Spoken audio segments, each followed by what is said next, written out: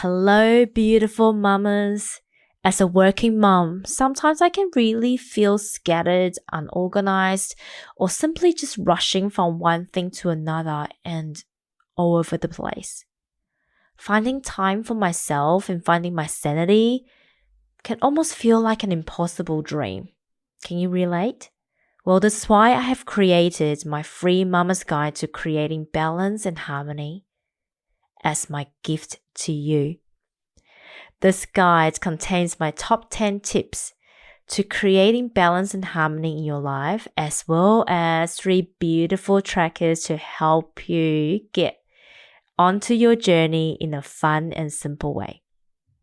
I have found by incorporating daily self-care routines and practices in my life for as little as 5 minutes a day, I am feeling more grounded, centered, and calm. By me tapping into my best version through these practices, I am also a better mom, a better partner, and a better colleague. Well, really, just a better human being in all the ways. So, if this sounds like something that you would like to explore, click on the link in the show notes below and download your free guide today. We were all born with the innate power of knowing and wisdom within us.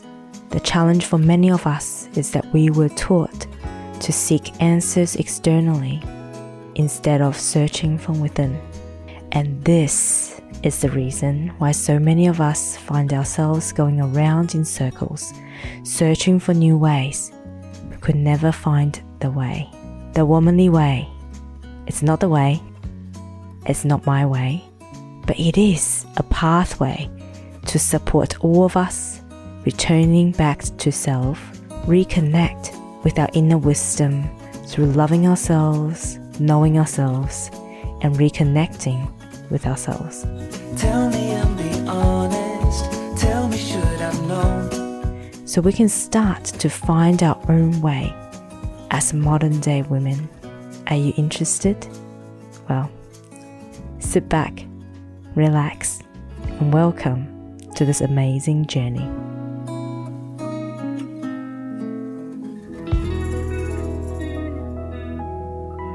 So if we haven't met before, my name's Lala Angela Wang. I work in the construction industry in Sydney, Australia. I've been working here for the past 18 years. Absolutely love it. I also have my own business called The Womanly Way. Essentially, I help modern day corporate women creating their dream lives through multiple streams of income. And recently, since I've become a mom, I've realized really for me, the reason that this is my calling is so I can help more mums, mum-to-bees, mum wannabes, creating their dream lives the same way that I have done, with less stress and more harmony. So if we have never met before, welcome.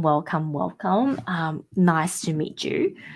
And just so you know, this is all streaming from StreamYard. So if you are on the social and you're watching this, if you want to comment, I can actually see your comment and I can also comment back. So please say hi if you're watching me live.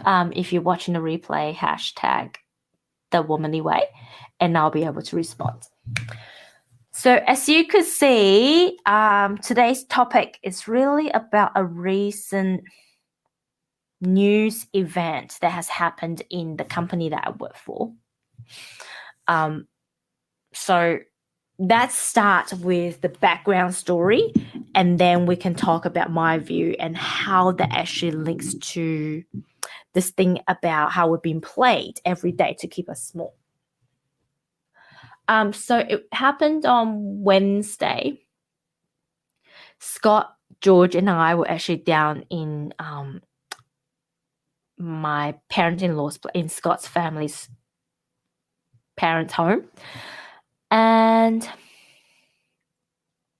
it was just before dinner time. I was playing with George on the floor, And Scott's dad goes, Angela, what's this news about Richard Crook's constructions going into voluntary administration? I'm like, what?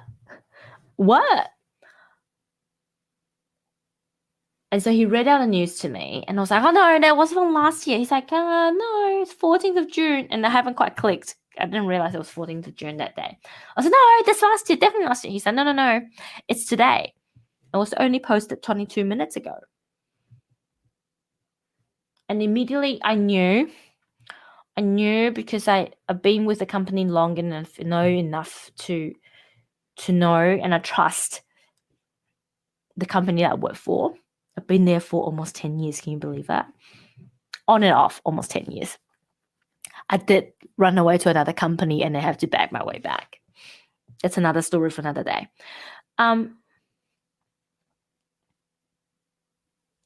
But basically, it was fake news, right? The news basically talked about how the company that I work for is going into voluntary administration. And it was going to be, yet another construction company suffered from the recent crisis. Now, if you live in Australia, you'll know there's been quite a few large construction companies going under in the past 2 years.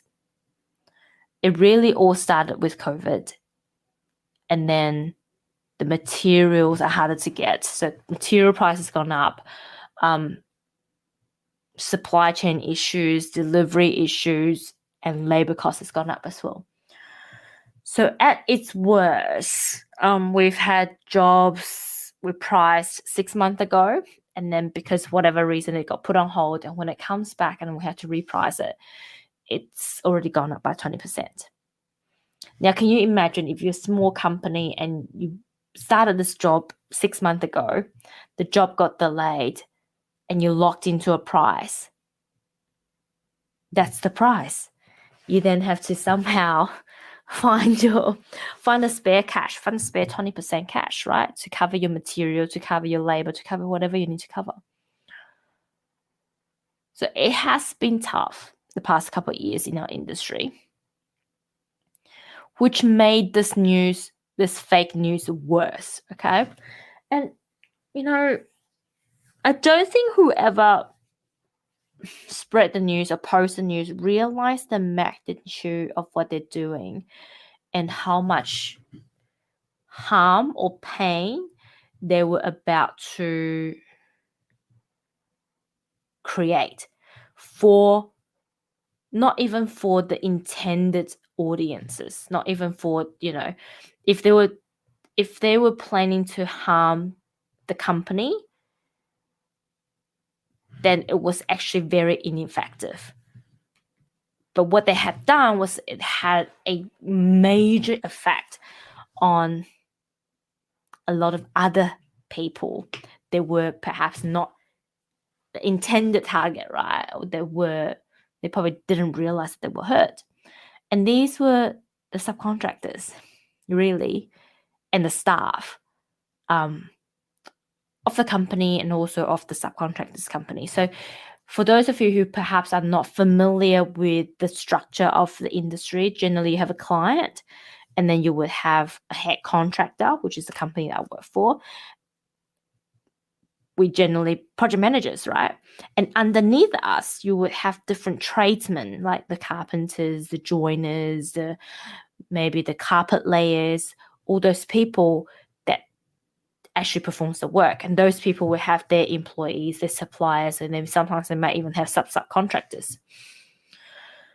And then if you can then just imagining yourself, right? Let's say if you're a carpenter and you have already gone through 2 of the companies that you work for has went into administration, and you had not been paid those money, right? Because what happens when a company goes into administration, generally the subcontractors are the ones that lose out, because they may not have enough money to divvy up, right? So if you already lost tens and hundreds of thousands of dollars, and sitting there just before the end of financial year to be told that another company that you're working for has decided to go into, or is about to go into voluntary administration, what would go through your head? Holy moly, I'm not going to be paid again. I'm already struggling. Belt's already tightened. It's hard enough keeping my head above water. What am I going to tell my family? How am I going to feed my kids? How am I going to keep the roof above my head, paying the mortgage? Because the house has been, mortgaged on in order to keep the business running. Can you imagine the fear, the stress, the emotions that are going through someone's head? Not only that they have already gone through it twice, they're about to go through it the third time.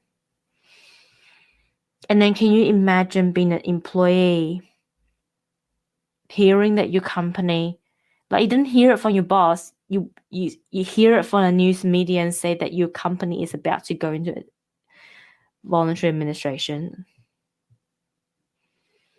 It's payday. You haven't got paid yet because, the funds normally come through at 6 o'clock and this is 2 o'clock in the afternoon. You were waiting to get paid so you can pay all these bills. It's hard enough paying the extra interest on your mortgage and everything's as tight as it could be. The last thing you want to know is that you're not getting paid this month and you could potentially lose your job. Can you imagine? Can you imagine the stress and angst?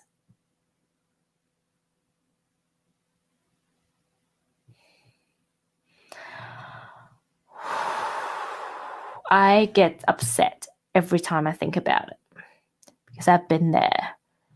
I've been there when the last week before payday, it was rice and tuna. And if I can't afford tuna, then it'll be rice and corn or chickpea, canned chickpea, because canned chickpea and corn is my rock bottom cheapest thing that I could find because it was 99 cents per can. So that's 2 of them. And that's my only meal for that day.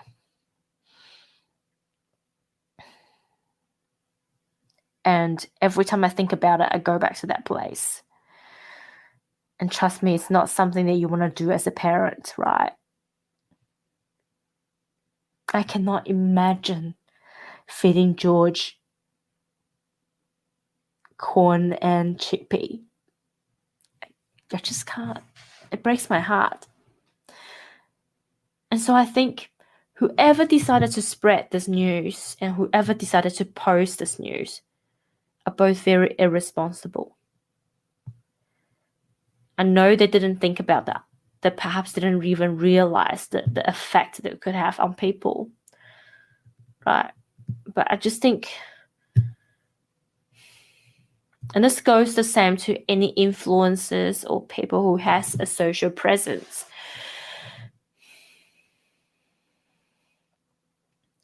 We need to be careful what we say, but also we need to be responsible about what we say, right?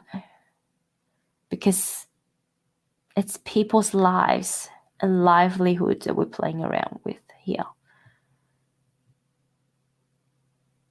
This story may have served the purpose that you wanted to serve at the first place.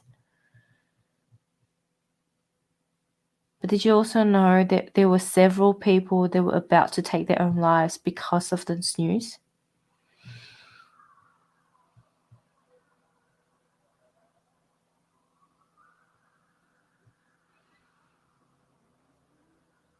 If you really compare the impact that you had on your real target compared to these other normal people that just trying to keep their head above the ground. The normal people receives the biggest impact.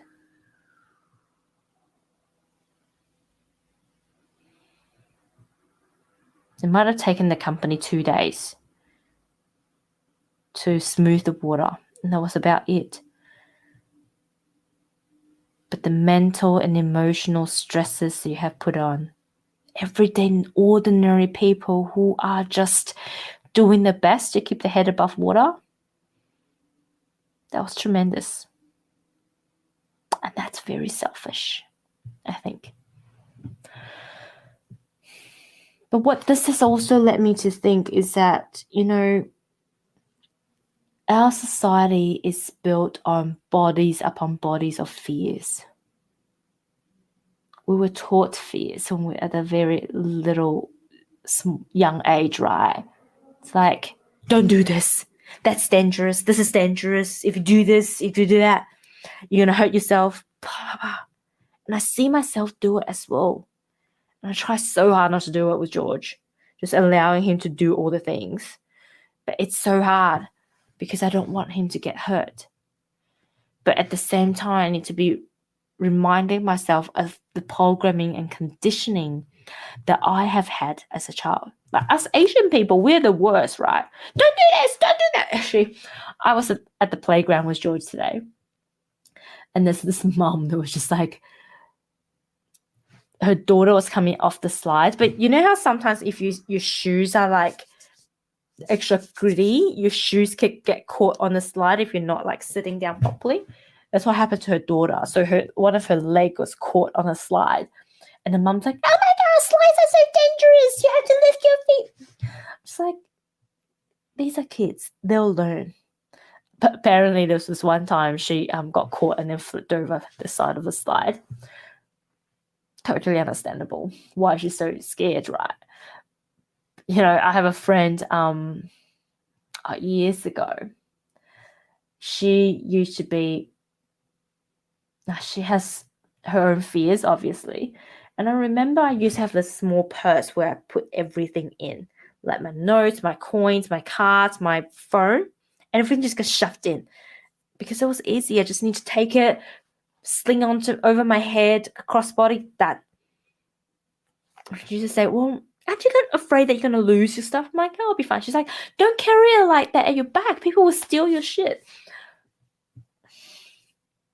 That's what my mom and my grandparents used to tell me anyway. Or like, I would put notes at this in between my mouth just because I run out of hands and I need to do things. She's like, oh, that's so disgusting. That's yucky. Do you know how many germs and things is that on a note? I'm like, oh, yeah, but I'm not going to die from it. It'll be all right. And this is me, right? And it just reminded me so much of her, but also reminded me so much of my upbringing. It's like perhaps we're not aware of it when we're little, but we were programmed and conditioned the moment they were born to see the world as an unsafe place. And this is how it all works. I'm going to use a bit of brain science, but mine's very brutal mental. If you think about our brain as 3 simple layers, you have the bottom layer, which is our fear response. The middle layer is our problem solving. And the top layer is our big vision, our dreams, our ambitions, our creativity. All right. And if you think about it as a corporate structure, then the bottom is your minions. In the middle is your middle managers. And up the top is or up the front really, is your executives, right? When we face with fear and when we go into fight or flight, it's the minions that are responding. Oh my God, oh my God, oh my God, oh my God, run! And then when we finally get over it and go into problem-solving mode, it's the middle managers. But unless we can tap into safety, security, and be at peace, we can't really tap into our big vision. We can't really tap into our creativity, right? And I think parenthood is like a great example. Right now, let's be honest, George has just passed 15 months. But my life, I'm not quite at the million level anymore. I was when he was first born. But now I'm in the middle manager stage where everything is just about problem solving. That's all I have energy for. If I'm not purposely living my life intentionally, right? That's all really I have the capacity for. I'm very lucky today that I record. This is the second time I'm recording this podcast because I forgot to press go live. So I actually did a live on Instagram, but not on StreamYard, which means Facebook, LinkedIn, and YouTube didn't get it. So I decided to do it again. And it's very rare for me that I'm still awake at 10:30, right? Generally, by the time I put George to sleep and have my dinner, I'm gone. Because I'm in survival mode right now. Right? Being a mom with a 1-year-old is hard.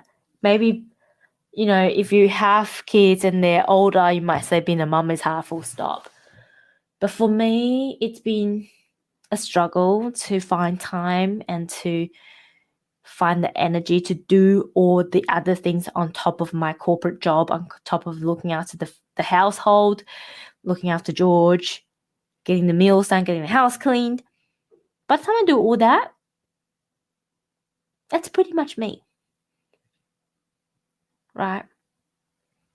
And in order to be this best version of me and continue to work on my passion project, which is the Womanly Way, which is the podcast, which is my contribution to the world, I need to tap into the front part of my brain. But to do that, it requires a lot of discipline and practices. It requires me having what I call my foundations right. It requires me to really tap into my inner peace, finding the balance. And this is really down to daily practices. It's about the physical exercise that I do. It's about the meditation, the journaling, my connection to spirit, all of those things, and finding time and have the discipline to do it.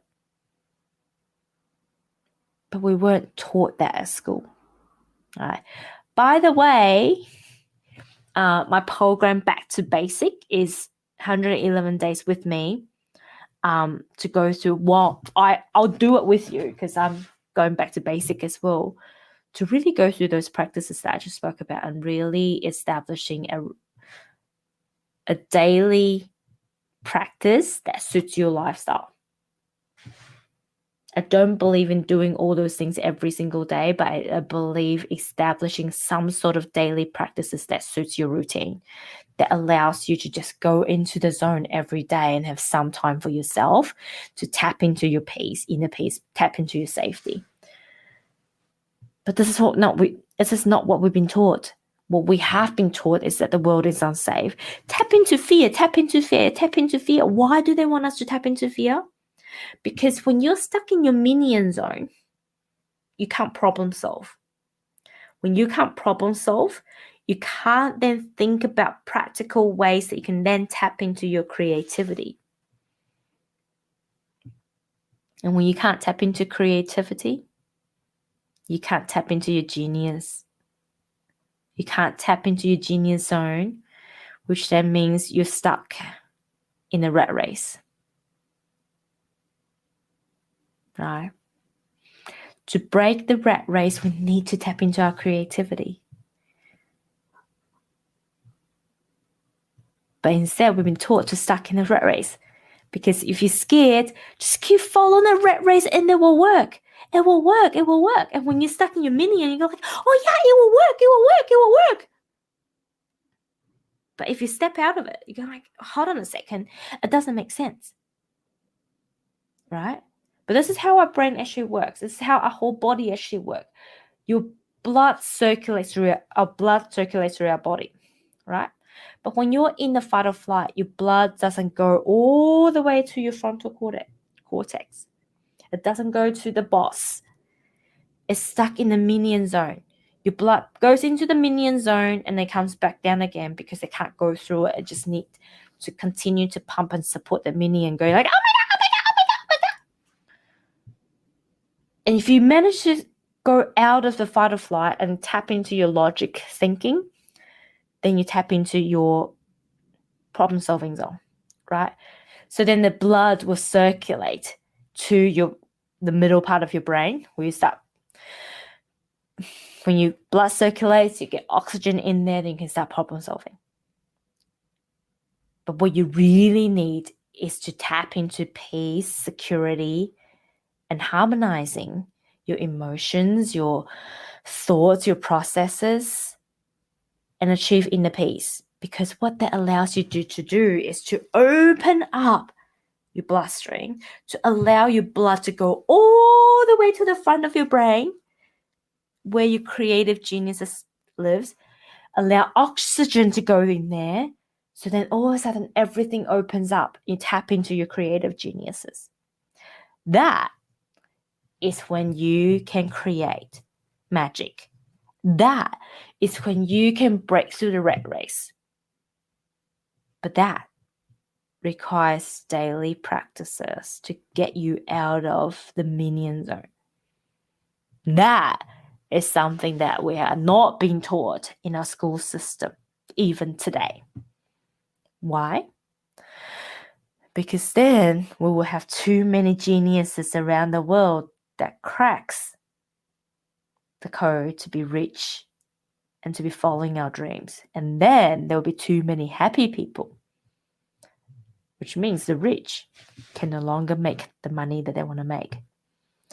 They're going to have to share around. But also means that we can no longer be controlled.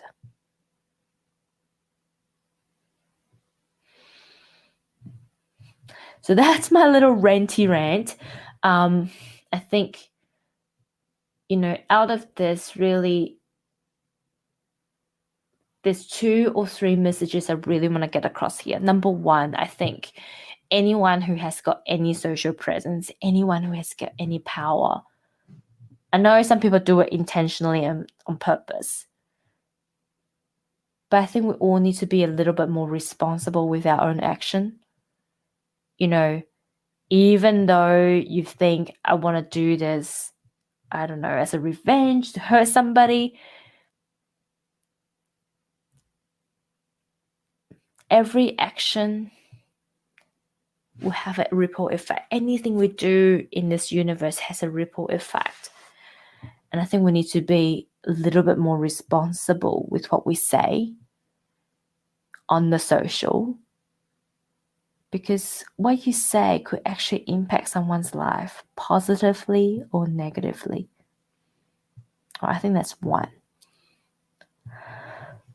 Number 2 is to not always trust what you read, right? To not always trust what you read. Fact check. Fact check everything. Don't believe everything you see.